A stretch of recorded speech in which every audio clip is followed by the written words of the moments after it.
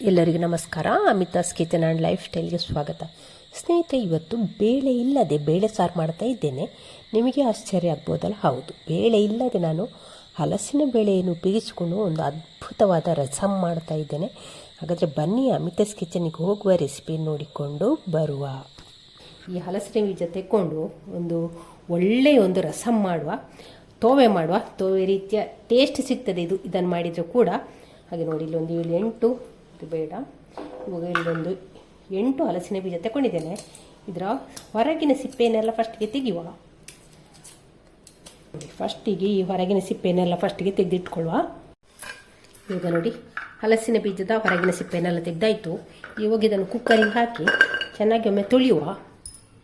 ಇವಾಗ ತೊಳೆದಂಥ ಹಲಸಿನ ಬೀಜ ಮುಳುಗುವಷ್ಟು ನೀರು ಹಾಕಿ ಒಂದು 4 ವಿಶಿಲ್ ಕೂಗಿಸಿಕೊಂಡು ಬೇಯಿಸಿದರೆ ಆಯಿತು. ಇಲ್ಲಿ ನೋಡಿ, ಹಲಸಿನ ಬೀಜವನ್ನು ಈ ರೀತಿ ಬೇಯಿಸ್ಕೊಂಡಿದ್ದೇನೆ.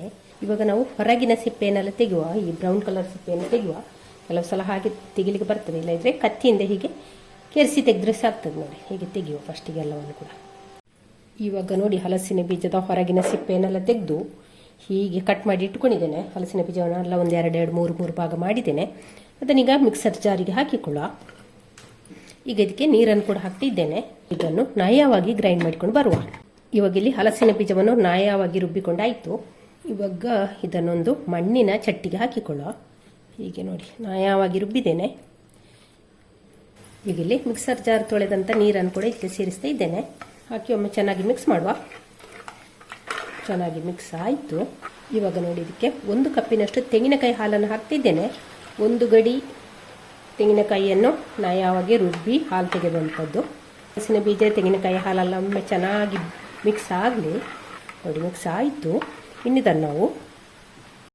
ಇದನ್ನೀಗ ನಾವು ಸ್ಟವ್ ಮೇಲೆ ಇಡುವ. ಕುದಿ ಬರ್ತಾ ಉಂಟು. ಇವಾಗ ಇದಕ್ಕೆ ನಾನು ರುಚಿಗಾಗುವಷ್ಟು ಉಪ್ಪು, ಇಲ್ಲಿಗ ಸಾರಿನ ಪೌಡ್ರನ್ನು ಹಾಕ್ತಿದ್ದೇನೆ. ಒಂದು 1.5 ಟೀ ಸ್ಪೂನಷ್ಟು ಸಾರಿನ ಪೌಡ್ರನ್ನು ಹಾಕಿ ಒಮ್ಮೆ ಚೆನ್ನಾಗಿ ಇದನ್ನು ಮಿಕ್ಸ್ ಮಾಡುವ.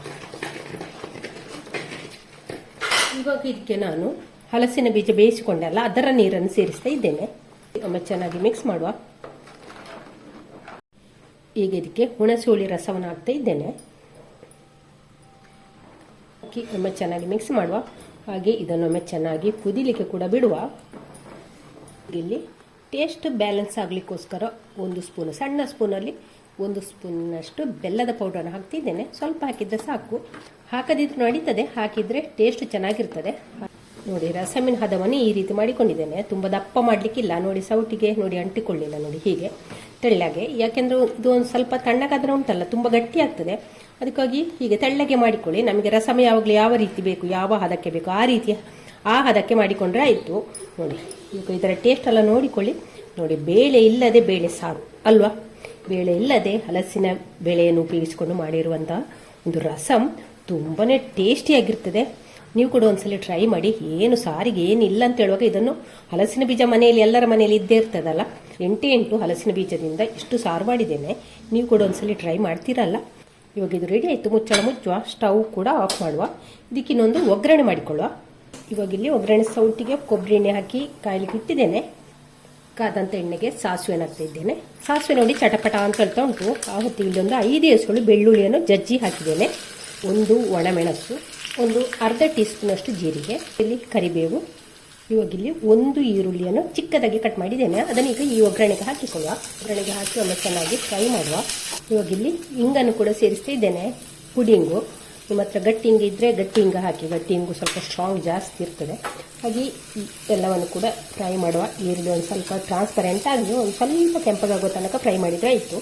ಇವಾಗ ನೋಡಿ, ಈರುಳ್ಳಿಲಿ ಒಂದು ಸ್ವಲ್ಪ ಕೆಂಪಗಾಯಿತು. ಇಷ್ಟಾದರೆ ಸಾಕು. ಸ್ಟವ್ ಆಫ್ ಮಾಡ್ತಾ ಇದ್ದೇನೆ. ಇವಾಗ ನಾವು ಇದನ್ನು ಒಗ್ಗರಣೆ ಮಾಡುವ.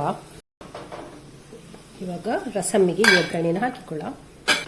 ನೋಡಿ, ಒಳ್ಳೆ ಘಮ ಬರ್ತಾ ಉಂಟು. ನೀವು ಕೂಡ ಒಂದ್ಸಲಿ ಮಾಡ್ತೀರಲ್ಲ ಸ್ನೇಹಿತರೆ. ಈ ರೆಸಿಪಿ ನಿಮಗೆ ಇಷ್ಟ ಆದರೆ ಪ್ಲೀಸ್ ಒಂದು ಲೈಕ್ ಮಾಡಿ, ಹಾಗೆ ಶೇರ್ ಮಾಡಿ. ನಾಳೆ ಒಂದು ಸ್ವಲ್ಪ ಬ್ಲಾಗ್ ಅಥವಾ ರೆಸಿಪಿ ಅನಿಸಿಕೊಂಡು ಟೇಕ್ ಕೇರ್. ಬಾಯ್.